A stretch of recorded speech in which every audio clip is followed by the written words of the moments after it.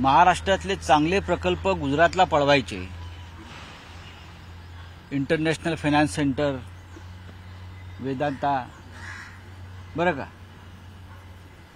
Drugs park, असे रोजगार देणारे, महसूल देणारे प्रकल्प, महाराष्ट्र घडवणारे प्रकल्प हे राज ठाकरे यांच्या प्रिय मोदी शहांनी सध्याच्या गुजरातला पळवायचे आणि महाराष्ट्राचा विध्वंस आणि विनाश करणारे प्रकल्प आमच्या माथी मारायचे। आमच्या शेती, जमिनी, मासेमारी, मत्स्य व्यवसाय, फळबागा, आंबे, काजू यांचं नुकसान करायचं आणि त्याला विरोध केल्यावरती कोकणात जाऊन आमच्यावर टीका करायची। सध्या हे जे नवीन मोदींचे भक्त झालेले आहेत, मोदी शहांचे, ते खरोखर महाराष्ट्राचे सुपुत्र आहेत का हे त्यांनी स्वतः आत्मचिंतन केलं पाहिजे।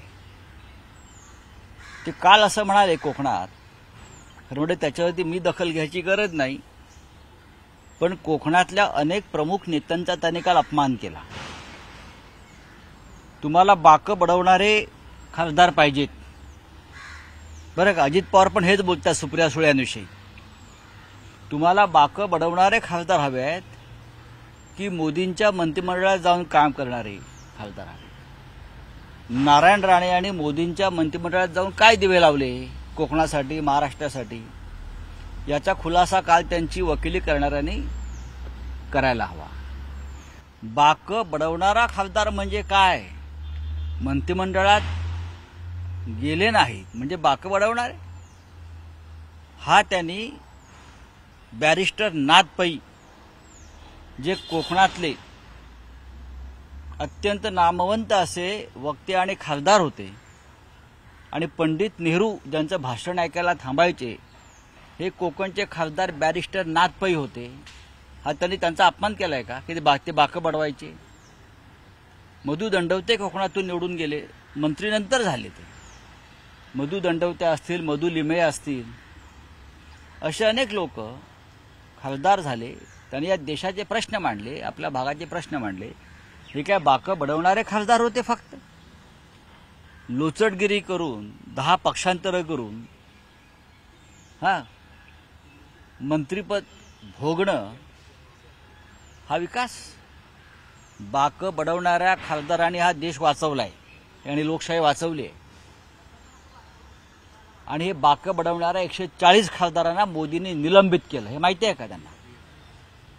बाकं बडवून मोदींना सवाल विचारणाऱ्या लोकशाही संदर्भात 140 खासदारांना मोदी आणि शहांनी निलंबित केलं। ही बाकं बडवणाऱ्यांची ताकद आहे। बॅरिस्टर नाथ पै हे त्याच कोकणातून सातत्यानं निवडून येत होते आणि पंडित नेहरूंच्या आणि इंदिरा गांधींच्या नेतृत्वाखालील सरकारला आपल्या भाषणानं घाम फोडत होते।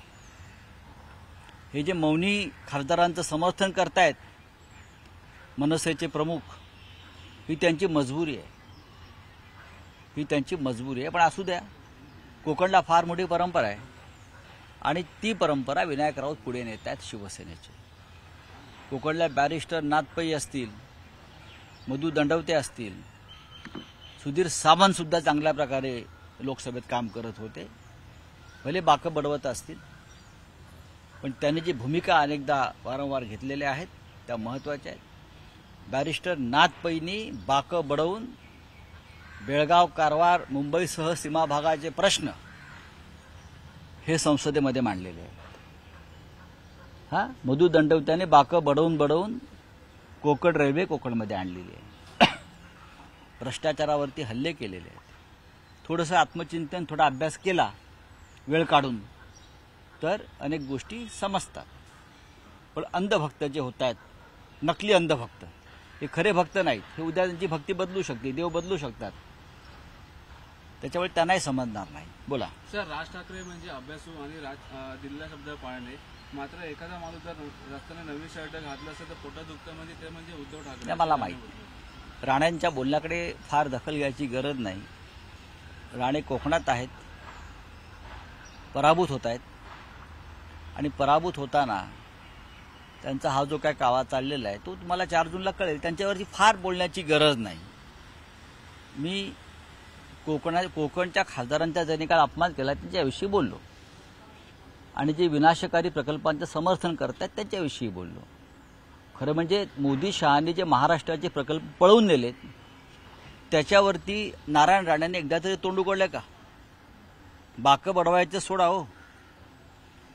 मुंबईतले प्रकल्प नेले, महाराष्ट्रातले अनेक प्रकल्प नेले, महाराष्ट्राची लूट चालू आहे सध्या, त्याच्यावरती राज ठाकरे नारायण राणे या जोडीने एकदा तरी तोंड उघडलंय का?